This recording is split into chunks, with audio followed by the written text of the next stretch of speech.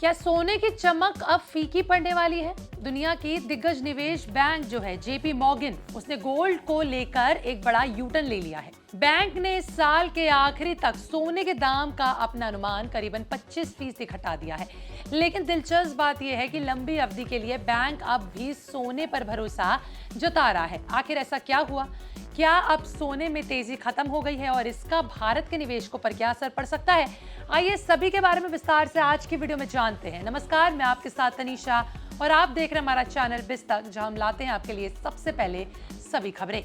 दुनिया की प्रमुख निवेश बैंक जो है जेपी मॉर्गन, उसने सोने की कीमतों को लेकर अपना अनुमान घटा दिया है। बैंक ने साल 2026 की चौथी तिमाही यानी कि अक्टूबर से दिसंबर के लिए गोल्ड का टारगेट $6,000 प्रति आउंस से घटाकर $4,500 प्रति आउंस कर दिया है, यानी कि पहले के अनुमान के मुकाबले करीबन 25% की कटौती कर दी है। इतना ही नहीं, बैंक का अनुमान है कि तीसरी तिमाही यानी कि जुलाई से सितंबर के दौरान सोने का औसतन भाव करीबन $4,300 प्रति आउंस तक जा सकता है। अब सवाल ऐसे में यह है कि आखिर जेपी मॉर्गन ने अपना अनुमान क्यों घटा दिया? बैंक का कहना है कि सोने की मांग अब पहले जितनी मजबूत नहीं रह गई है। जिन सेक्टर्स और बड़े खरीदारों से मजबूत खरीदारी की उम्मीद थी, वहां मांग उम्मीद से कमजोर दिखाई दे रही है।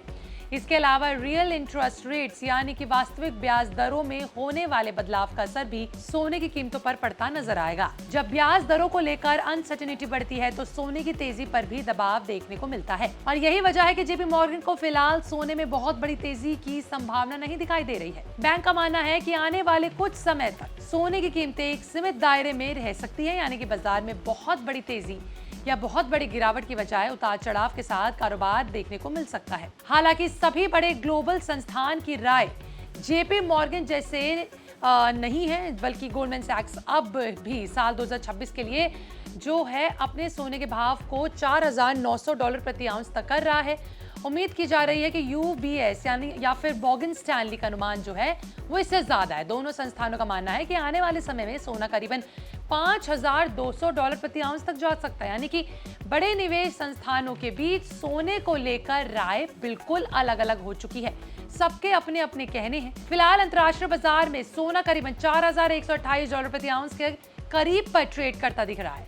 हालांकि यहाँ अपने ये जनवरी साल 2026 का जो रिकॉर्ड हाई था, जो था $5,600 प्रति आउंस, उससे काफी नीचे है। अब सवाल ऐसे में यह है कि क्या जेपी मॉर्गन का सोने पर भरोसा उठ गया है? इसका जवाब है ऐसा बिल्कुल नहीं है। बैंक ने साफ कहा है कि उसका लॉन्ग टर्म नजरिया अभी सकारात्मक है। जेपी मॉर्गन का अनुमान है कि आने वाले सालों में दो बड़े फैक्टर्स सोने को मजबूती दे सकते हैं। पहला, दुनिया भर के सेंट्रल बैंक लगातार अपने गोल्ड रिजर्व बढ़ा रहे हैं।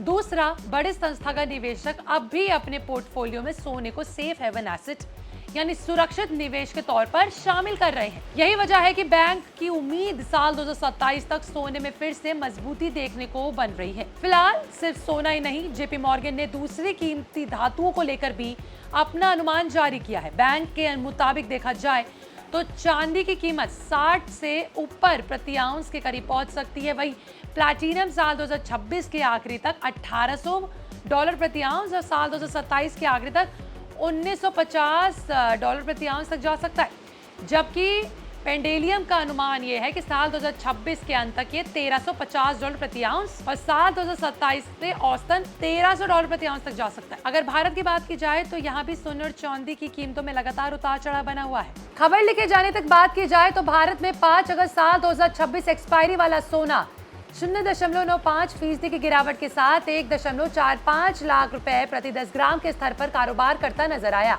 यानी वैश्विक बाजारों में जो बदलाव देखने को मिल रहे हैं, उनका असर घरेलू बाजार पर भी साफ दिखाई दे रहा है। तो फिलहाल तस्वीर साफ है। जेपी मॉर्गन ने सोने के लिए अपने चार्ट जो है शॉर्ट टर्म को लेकर अनुमान घटा दिए हैं, लेकिन लॉन्ग टर्म तस्वीर अभी भी मजबूत बनी हुई है। ऐसे में आने वाले महीनों में सोने की दिशा इस बात पर निर्भर करेगी कि वैश्विक मांग कैसी रहती है, ब्याज दरों में क्या बदलाव होता है और दुनिया भर के सेंट्रल बैंक्स किस तरफ रफ्तार से सोने की खरीदारी करते हैं। ऐसे में अगर आप भी सोने में निवेश करना चाहते हैं, फिर निवेश की योजना बना रहे हैं, तो पहले इन सभी संकेतों को नजर में रखिए और उसके बाद ही कोई फैसला लीजिए। बाकी आपका जेपी मॉर्गन की इस राय पर क्या कहना है, कमेंट सेक्शन में लिख के जरूर बताइएगा।